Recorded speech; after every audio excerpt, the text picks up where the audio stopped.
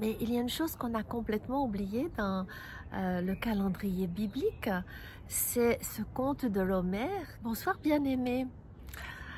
Les célébrations de la Pâque sont terminées avec tout ce que ça comporte de commémorer la libération de la sortie d'Égypte, la mort, la résurrection de notre Seigneur qui est liée à ce 14, 15 et 17 Nissan.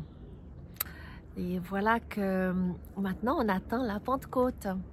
Comme on dit, 50 jours plus tard, il y a ce fameux don de la Torah, ce fameux don des 10 commandements qui va sceller cette alliance entre Dieu et son peuple.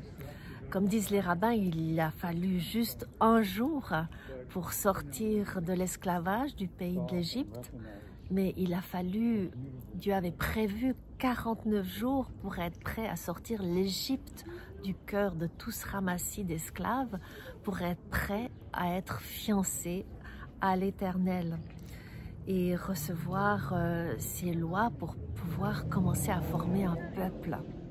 C'est pour ça qu'à la Pâque, on lit le Cantique des Cantiques et qu'on célèbre l'amour qui va être scellé comme dans un contrat de mariage dans sa première phase, avec ce qu'on appelle aujourd'hui pour nous les fiançailles, et qui est ce fameux don des 10 commandements qui scelle cette alliance. Malheureusement, vous connaissez l'histoire, dans l'Exode, le peuple n'a pas du tout sorti l'Égypte de son cœur.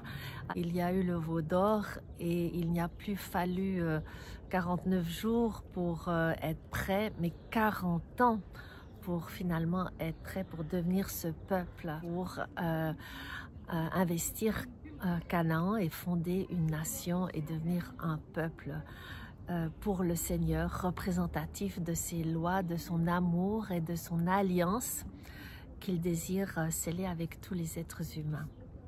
Alors entre la Pâque et la Pentecôte, il y a une célébration finalement pendant 49 jours qu'on appelle le conte de l'Homère.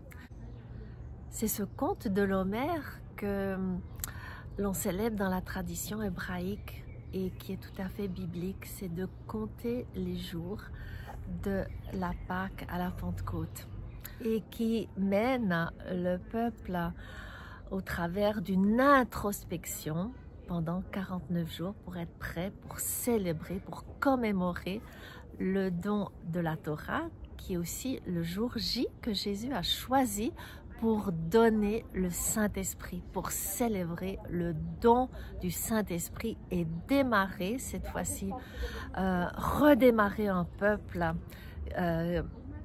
représentatif de l'amour de Dieu, de cette possibilité pour tout être humain d'être scellé dans son amour en devenant son fiancé, sa fiancée, au travers de ce peuple qu'il appelle l'Ecclésia, être appelé hors du monde, tout en restant dans le monde, qui est la mission de l'Église.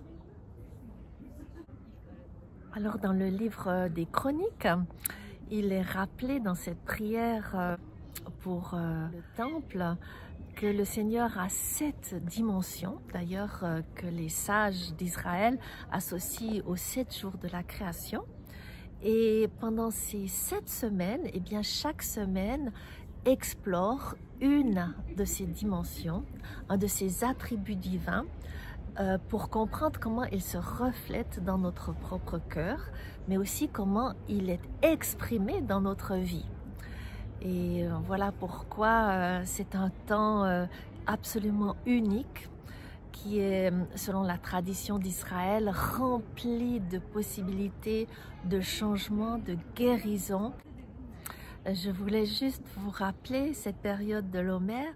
La première semaine est dédiée à décliner toutes les facettes de l'amour.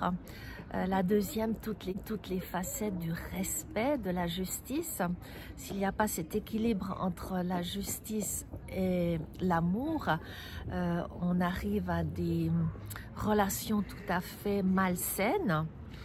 Et c'est pour ça que cet équilibre est exprimé comme étant l'expression de la beauté, qui est l'unité de la 3e semaine et qui exprime cette compassion qui est le résultat de cet équilibre entre la justice et la beauté. La 4e semaine étudie la constance et l'élan. La 5e étudie l'humilité. La 6e, vraiment la capacité à créer, à engendrer des choses nouvelles.